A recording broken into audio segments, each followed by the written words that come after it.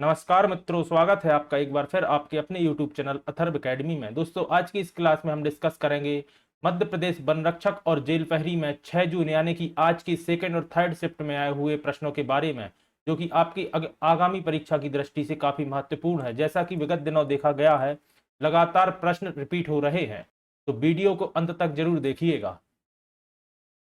पहला प्रश्न था, शतरंज का सबसे प्रसिद्ध खिलाड़ी कौन है? तो दोस्तों, विश्वनाथ आनंद का नाम आप सभी ने सुना होगा, जो कि भारतीय शतरंज के और अंतरराष्ट्रीय ख्याति प्राप्त शतरंज के एक बहुत ही महान खिलाड़ी हैं। विश्वनाथ आनंद पहले भारतीय शतरंज ग्रैंड मास्टर रहे हैं, जो विश्व शतरंज चैंपियन भी रहे हैं। उन्होंने 5 बार विश्व शतरंज चैंपियनशिप जीती है। ग्रैंड मास्टर का खिताब विश्व शतरंज संगठन द्वारा शतरंज के खिलाड़ियों को दिया जाता है, याद रखिएगा। अगला प्रश्न था, भारत के नीति आयोग द्वारा जारी सतत विकास लक्ष्य सूचकांक में किस राज्य का पहला स्थान रहा है? तो दोस्तों, इसका सही जवाब होगा केरल। सतत विकास लक्ष्य सूचकांक 2020-21 के अनुसार राज्यों के शीर्ष स्थान क्रम अनुसार हैं: केरल, हिमाचल प्रदेश, तमिलनाडु, आंध्र प्रदेश, गोवा, कर्नाटक, उत्तर प्रदेश एवं सिक्किम और महाराष्ट्र। तो दोस्तों, इस सूची में आप देख सकते हैं केरल पहले स्थान पर रहा। सतत विकास लक्ष्य सूचकांक पहली बार 2018 में जारी किया गया था, याद रखिएगा।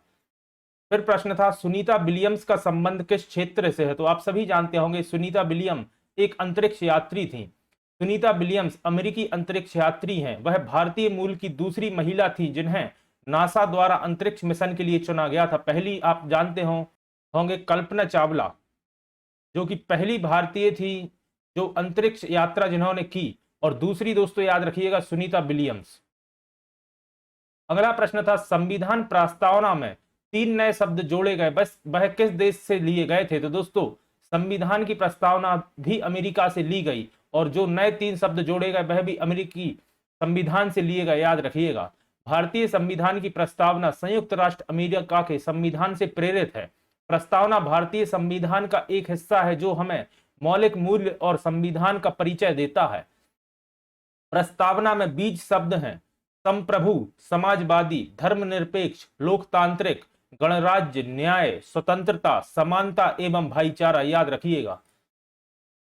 अगला प्रश्न था, आईसीसी अंडर 19 क्रिकेट विश्व कप 2024 की मेजबानी किसके द्वारा की जाएगी? तो दोस्तों याद रखिएगा, 2024 की मेजबानी श्रीलंका द्वारा की जाएगी आईसीसी अंडर 19 क्रिकेट विश्व कप की।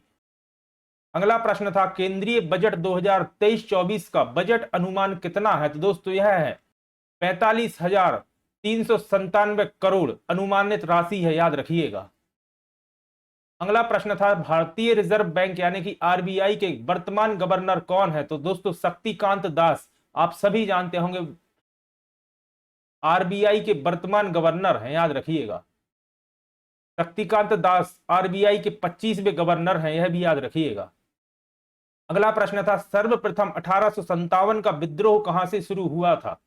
तो दोस्तों 1857 के विद्रोह की शुरुआत मेरठ छावनी से हुई थी। और दोस्तों, प्रतिदिन के हर एक शिफ्ट में आपको 1857 की क्रांति या विद्रोह से संबंधित प्रश्न देखने को मिल रहे हैं। तो दोस्तों, इस पर मैंने एक सेपरेट वीडियो बनाई थी पटवारी एग्जाम के समय, जिसकी लिंक आपको ऊपर आई बटन में मिल जाएगी। इसे आप एक बार जरूर देखिएगा। 1857 से हर एक शिफ्ट में आपको एक प्रश्न देखने को मिला है। अगला प्रश्न था, सिलोफन टेप का आविष्कार किसने किया था? दोस्तों रिचर्ड डर्ब्यू ने 1930 में सिलोफन टेप का आविष्कार किया था। दोस्तों सिलोफन टेप एक चिपकाने वाला टेप होता है, याद रखिएगा।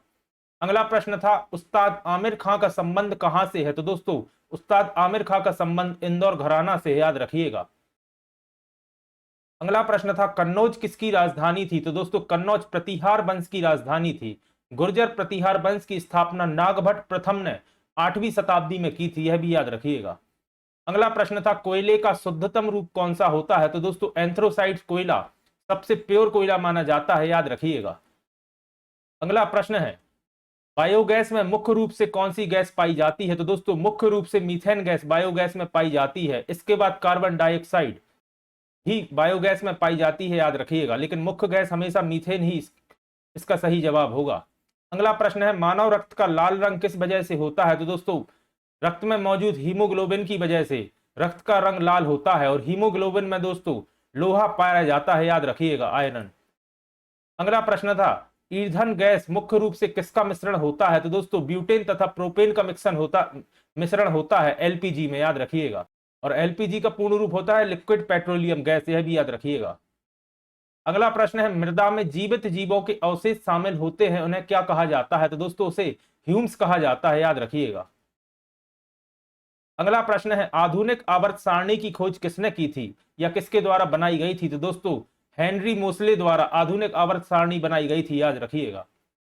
अगला प्रश्न था, भाप इंजन या स्टीम इंजन जिसे कहा जाता है, इसकी खोज किसने की थी? तो दोस्तों जेम्स वॉट ने 1776 में भाप इंजन या स्टीम इंजन की खोज की थी।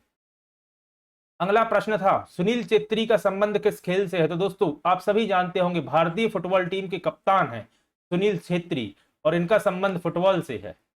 अगला प्रश्न था, 1857 की क्रांति का मुख्य कारण क्या था? तो दोस्तों यह तीसरी शिफ्ट का प्रश्न है। जैसा कि आपने देखा दूसरी और तीसरी दोनों शिफ्ट में 1857 की क्रांति से प्रश्न आया था। इसका सही जवाब था, ब्रिटिश सरकार द्वारा भारतीय सिपाहियों को जो कारतूस दिए गए थे उनमें चर्बी का उपयोग किया गया था और उन कारतूसों को चलाने से पहले भैंसे काटा जाता था। यही 1857 में सैनिक विद्रोह का मुख्य कारण था जिसने भविष्य में क्रांति का रूप ले लिया, याद रखिएगा। और दोस्तों यह प्रश्न पूछने का तरीका चेंज हो सकता है क्योंकि यह प्रश्न इस तरह से आया था कि तर्क ए और बी सही है या तर्क ए सही है या दोनों सही नहीं है, इस तरह से यह प्रश्न पूछा गया था, याद रखिएगा। और दोस्तों 1857 वाली मेरी वीडियो जरूर एक बार देखिएगा जिससे आपको काफी हद तक प्रश्न एज इट इज आपके वन रक्षक के एग्जाम में देखने को मिल रहे हैं। अगला प्रश्न था, केवलादेव राष्ट्रीय उद्यान कहाँ स्थित है? तो दोस्तों यह राजस्थान के भरतपुर में स्थित है, याद रखिएगा। केवलादेव राष्ट्रीय उद्यान को पहले भरतपुर पक्षी अभ्यारण्य के नाम से जाना जाता था जिसकी स्थापना 10 मार्च 1982 में की गई थी, याद रखिएगा। अगला प्रश्न था, किस अनुच्छेद को भारतीय संविधान की आत्मा कहा जाता है? तो दोस्तों अनुच्छेद 32 को बाबा साहब भीमराव अंबेडकर द्वारा भारत के संविधान की आत्मा संबोधित किया गया था और इसे ही भारतीय संविधान का हृदय भी कहा जाता है, अनुच्छेद 32 को। इसके तहत संवैधानिक उपचारों का मौलिक अधिकार है और मौलिक अधिकारों के हनन के स्थिति में भारत की जनता न्याय के लिए सर्वोच्च न्यायालय की शरण में जा सकती है, याद रखिएगा। अगला प्रश्न था, CaO का रासायनिक नाम पूछा गया था। तो दोस्तों आप सभी जानते होंगे कैल्शियम ऑक्साइड CaO का रासायनिक नाम होता है। साथ ही दोस्तों याद रखिएगा CaCO3 भी काफी महत्वपूर्ण है, कई एग्जाम में पूछा गया है, जिसका रासायनिक नाम होता है कैल्शियम कार्बोनेट। तो दोस्तों ये थे वह प्रश्न जो मुझे स्टूडेंट के माध्यम से मिल सके हैं। आशा करता हूं आपके लिए उपयोगी साबित होंगे। साथ ही दोस्तों कल सुबह 7:30 बजे मैं 31 तारीख से आज यानी 6 जून तक सभी प्रश्न जितने भी MP वन रक्षक के एग्जाम में पूछे गए हैं उनकी एक कंबाइंड वीडियो बनाकर अथर्व एकेडमी चैनल पर अपलोड कर दूंगा। और इसके पहले की 25 तारीख से 30 तारीख की एक वीडियो मैं चैनल पर ऑलरेडी अपलोड कर चुका हूं, जो अगर आपने अभी तक नहीं देखी है तो उसे भी एक बार जरूर देखिएगा क्योंकि लगातार प्रश्न आपको रिपीट देखने को मिल रहे हैं। और कल 7:30 बजे मैं 31 तारीख से आज तक के सभी प्रश्नों को एक ही वीडियो में कंबाइन करके चैनल पर अपलोड कर दूंगा। तो आशा करता हूं आज की क्लास आपके लिए पसंद आई होगी। अगर आज की वीडियो आपको पसंद आई है तो वीडियो को लाइक करें और अगर आप चैनल पर नए हैं और अभी तक आपने चैनल को सब्सक्राइब नहीं किया है तो चैनल को सब्सक्राइब करें और ज्यादा से ज्यादा लोगों तक शेयर करें। धन्यवाद दोस्तों।